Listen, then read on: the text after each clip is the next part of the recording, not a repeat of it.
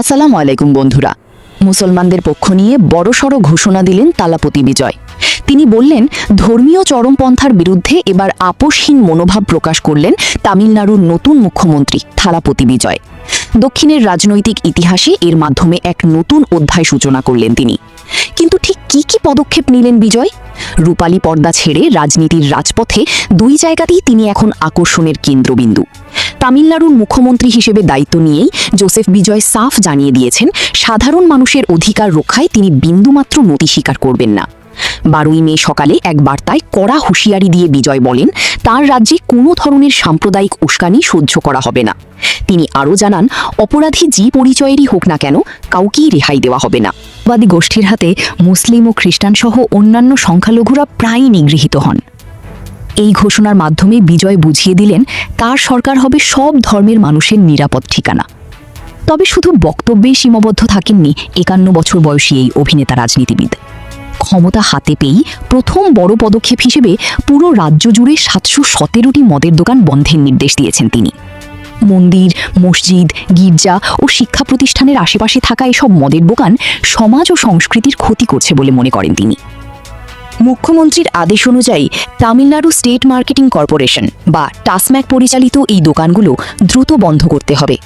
বিজয়ের নতুন নিয়ম অনুযায়ী কোনো ধর্মীয় স্থান বা শিক্ষা প্রতিষ্ঠানের 50 মিটারের ভেতরে মদের দোকান চালানো যাবে না। সরকারি তথ্যমতে বন্ধ হতে যাওয়া দোকানগুলোর মধ্যে 276টি উপাসনালয়ের কাছে এবং 186টি স্কুল কলেজের একদম পাশেই অবস্থিত। তার এই বলিষ্ঠ সিদ্ধান্তকে সাধুবাদ জানিয়েছে রাজ্যের সাধারণ নাগরিক ও সামাজিক সংগঠনগুলো। ডিএমকে এবং এআইএডিএমকের দীর্ঘস্থায়ী দ্বিমুখী রাজত্ব ভেঙে এবারের নির্বাচনে অভাবনীয় জয় পায় বিজয়ের দল তামিলনাড়ু ভেট্টি কাজাগাম বা টিভিকে। কংগ্রেস, বাম দল এবং মুসলিম লীগের সমর্থনে গঠিত এই জোট সরকার এখন সামাজিক সংস্কারে সবচেয়ে বেশি জোর দিচ্ছে। জনস্বার্থে 200 ইউনিট পর্যন্ত বিনামূল্যে বিদ্যুৎ প্রদান এবং নারীদের সুরক্ষায় বিশেষ বাহিনী গঠনের মতো জনপ্রিয় প্রকল্পগুলো অনুমোদন করেছেন তিনি। অবশ্য বিপুল সংখ্যক মদের দোকান বন্ধ হওয়ায় রাজ্যের রাজস্ব আয়ে ঘাটতি দেখা দেওয়ার আশঙ্কা করছেন বিশেষজ্ঞরা। তাদের মতে, সরকারি তহবিলে টান পড়লে থালাপতি বিজয়ের উন্নয়নমূলক কাজগুলো বাধাগ্রস্ত হতে পারে। যদিও ডিএমকে আমলের অর্থনৈতিক শীতপত্র প্রকাশের ঘোষণা দিয়ে বিজয় স্পষ্ট করে দিয়েছেন যে শতভাগ স্বচ্ছতা বজায় রেখেই তিনি রাজ্য শাসন করতে চান।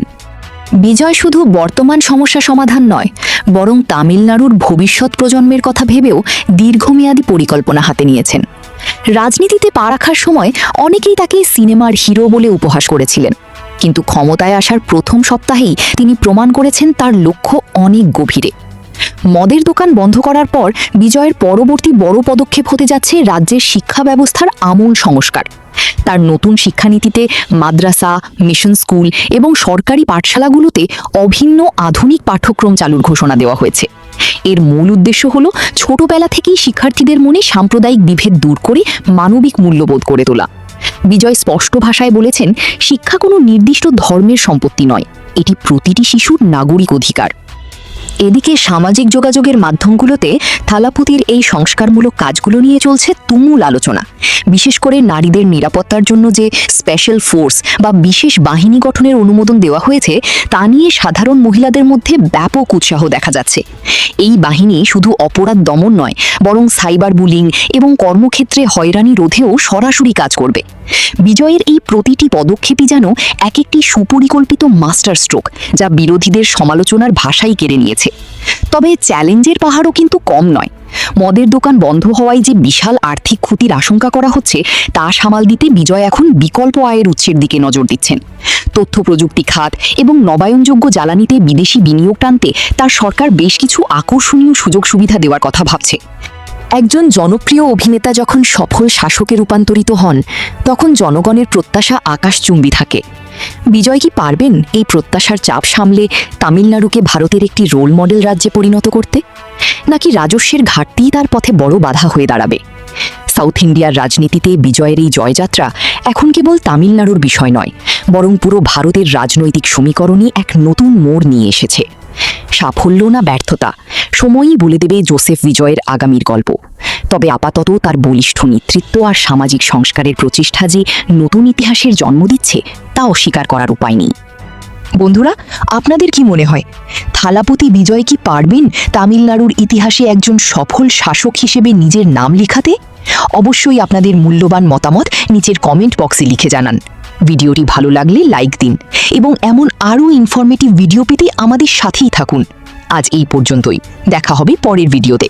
ধন্যবাদ।